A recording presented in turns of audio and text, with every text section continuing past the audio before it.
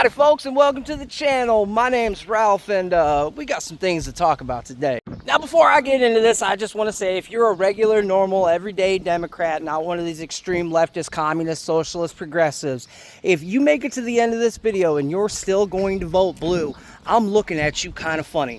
Now, as anyone with eyes to see or ears to hear know, the Democratic Party has been gaslighting the American public into the idea that they're not trying to take our guns away. As I'm sure you've probably heard a Democratic politician say at some point in time, we're not coming for your guns, you're just paranoid.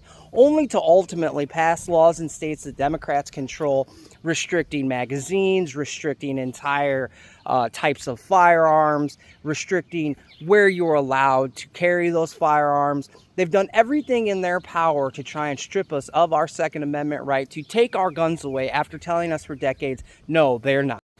And in case you hadn't noticed, they've been doing the same thing to us for almost a decade now when it comes to the indoctrination of our children into their weird sex mutilation cult. In case you don't believe me, I want to introduce you to Desmond the Amazing. I'm not going to play this video because it's honestly weird as shit, but this is an Instagram post from the mother of Desmond the Amazing, an 11-year-old that was filmed dancing in the attire that you see at a gay bar in New York City, and in fact was being tipped, much like a stripper, by the attendees of this event. And here we see the Instagram post from presumably the mother. Here it is, the performance that broke the internet, December 2018. This is the infamous Brooklyn performance. Why the scandal? Well, shortly after this performance, the conservative media went on a bender, claiming that Desmond was stripping, dancing on a pole, moving in a sexual manner, seducing pedophiles, hanging out in a bar around alcohol, was half naked and gyrating for money. He was coined the Bakabazi of Brooklyn. So let's take a look at the performance, shall we? First of all, stripping is the act of making bare. There is no clothing removed in this performance. The only thing that was removed was the Barbie's head, which was thrown into the audience. Secondly, I don't see a stripper pole. Do you? Next, if you look at this and see a child moving in a sexual manner, you might have issues. Seriously. Desmond is clearly enjoying his performance and is jumping around like an 11-year-old on stage. Desmond obviously loves what he does and is proud of his impersonations. He's a professional, licensed child performer. Hey babe, what'd you think of that 11-year-old I showed you dancing for those gay dudes in that bar in New York? It's fucking disgusting, and the mom is an idiot.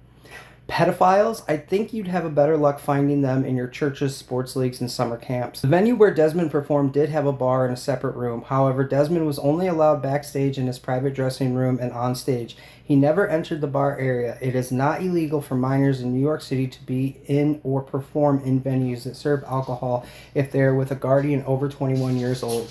Mom and dad were both there to supervise. Yes, the audience is giving Desmond money. This is customary for drag performances and some performers to make a living on tips alone. It has nothing to do with the way he moved his body. Dude, the gaslighting and cope in this post is astonishing, but we're going to run it back last to first. Starting out with, yes, they were giving dollar bills to Desmond as he performed, and that's perfectly okay. No, the fuck, it is not. Everyone, every single adult in America today associates handing dollar bills to performers like that with strippers. It's inextricable at this point. The only other people that I've ever handed a dollar, even remotely in the same way, are those folks that like to stand in the middle of the road and collect donations sometimes throughout the year. Secondly, oh, well, it's legal for under 21 performers to do performances in 21 plus venues where alcohol is served. That's totally legal in New York City as long as there's a guardian present. You know, generally that probably applies to like 20, 19, maybe 18-year-olds that are getting started. I've been to plenty of bars and plenty of clubs in my life, and never once have I seen a fucking 8-year-old up on stage, much less dancing like Gwen Stefani.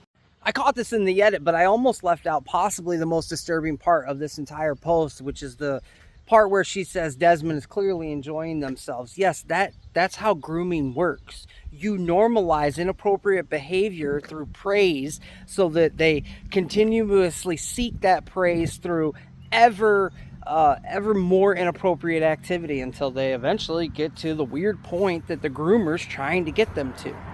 Like, and for this person to sit here and act as if that's a plus, like, oh, this 11-year-old child performing these weird dances in a gay club for adult men is clearly okay because the child is enjoying themselves. No, you're clearly grooming that child, and we can all see it. And then, of course, we've got to address the gaslighting with the whole, oh, you're more likely to find pedos in your churches, in your sports leagues, in your camps. Okay, let's talk about NAMBLA. North American Man-Boy Love Association, NAMBLA, is a pedophile and pederasty advocacy organization in the United States. It works to abolish age of consent laws criminalizing adult sexual involvement with minors, and campaigns for the release of men who have been jailed for sexual contact with minors that did not involve what is considered coercion. And if we look to see where they're based out of, you see their locations as New York City and San Francisco. Now, if you bring up NAMBLA to one of these left-wing extremist social terrorists, they'll tell you things like it's a right-wing conspiracy, the Republican Party made it up to make Democrats look bad, and all sorts of other gaslighting conspiracy theories, when you can see on the Wikipedia page that it was founded all the way back in 1978. So unless you're telling me the Republicans 50 years ago, in preparation for what was to come, created this organization so they could pull it out of their pocket like an ace 50 years down the road in the 2020s, well, I would say you're a conspiracy theorist. And if you're one of these people that's going to say like, oh, that isn't a real thing, it's made up, blah, blah, blah, clearly not. 1978, founded in, well, where was it founded? New York City and San Francisco. And although it was never endorsed by the Democratic Party, I mean, it's pretty telling when its two chapter principles were in Democratic strongholds that have been Democratic strongholds for decades. If you were to go to that Wikipedia and continue reading, you would see that NAMBLA has officially disbanded. They no longer have local chapters for the obvious reason that it is an inherently completely illegal act that they will obviously be prosecuted for, and probably not long enough. But either way, to avoid that easy prosecution, they no longer group together in the way that they were trying to back in the 70s, 80s, and even the 90s. Instead, my speculation is that these folks went underground, infiltrated or created the activist organizations, groups, and movements that we see today, whether it be LGBTQIA, LGBTQIA+, trans activism, any of those, all of those sexual orientation activists and organizations, all of them are utterly rife with people that absolutely do not respect the sanctity of children.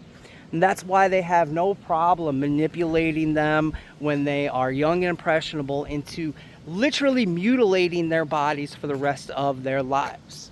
And if you think that I'm clutching at straws or pulling on loose strings, all I've got to do is take you back about a week or two to a gentleman I introduced to you by the name of Scott Wiener. Scott, I think your legislation on trans issues and your legislation specifically protecting queers on the sex offender registry is fantastic. Yeah, that guy. Well, I already talked about it in the last video, but let's take a look at a bill that he tried having passed in California. Wiener introduced Senate Bill 145 on January 18, 2019. The bill proposed to remove the requirement to place someone convicted of non-forcible oral and anal sex with, someone not old enough, over the age of 14, provided the convicted is less than 10 years older. So Scott Wiener here thinks that a 24-year-old gay man should be able to anally penetrate a 15-year-old boy as long as that 15-year-old boy says is okay with it, and they shouldn't have to register as a sex offender anymore. What the fuck are we talking about right now? Can you guys guess where Mr. Wiener there represents? District 11 out of California. You know what that happens to encompass? San Francisco. Isn't it awfully coincidental that one of the chair offices of NAMBLA, former chair offices of NAMBLA, happens to coincide with a district represented by a man who thinks a 24-year-old gay man should be able to have sex with a 14 or 15-year-old boy? And now for anyone out there that might want to chalk this up to isolated incidents, well, let's take a look and see how that argument holds. Queen dances for tips from kid as adults cheer at Minneapolis restaurant. Mom receives backlash for allowing her 9-year-old son to be a drag queen. Mom of a 9-year-old boy has been criticized by other parents for allowing him to become a drag queen at the age of 7. Nemes Quinn Golden first started adopting the female alter ego Letitia after becoming hooked on TV series RuPaul's Drag Race. While his age prevents him from performing in adult drag shows, Nemes has starred in benefit shows as Lactatia and will soon head to Mexico for the Man Drag Aura Festival. And then you've got this over here. Meta Boren, who mentored Drag Queen 11, sentenced to less than a year for child SA. A former Oregon elementary school teacher and mentor of an 11-year-old drag queen was sentenced to 11 months in jail after being convicted of nearly a dozen felony child abuse crimes. Kelsey Metabourne, 31, pleaded guilty to 11 counts of encouraging child SA in the first degree last month after she was busted for uploading child adult material online. Now, if all that isn't enough evidence of pattern and practice of child grooming on behalf of the Democratic Party, let's talk about Tim Walz. Now, for those of you that don't know, Tim Walz used to be a teacher. And he was the teacher that took students on their foreign field trip. He liked to take them to China. And while they were in China, staying in their hotel, Tim Walz had a habit of staying in the same room as his students instead of his own room with his wife to make his students feel more comfortable. Now, all of that's suspicious enough. But now here today in 2026, in case you hadn't heard, Tim Walz is now pardoning illegal immigrant child predators, apparently. And I can't wrap my head around why you would be doing that unless you were trying to protect pedophiles. Like, what are we talking about, people? The left always wants to be like, oh, Donald Trump's all over the Epstein files, with absolutely zero evidence that he was doing anything nefarious in those files. All the while voting into power, into office, these extreme left-wing lunatics that are literally trying to pass bills to protect child sex predators or pardoning illegal immigrant child sex predators.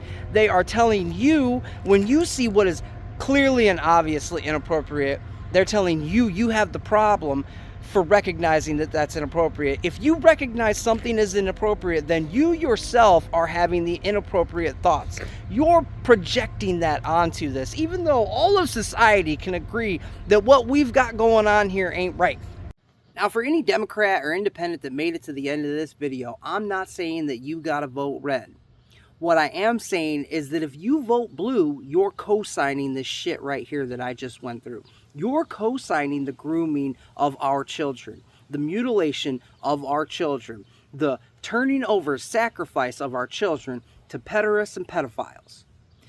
Are you okay with that? Are you really so ideologically captured? Are you so full of animus for Trump or Republicans or white people or whatever it may be that you're willing to co-sign the handing over of our children to sexual predators?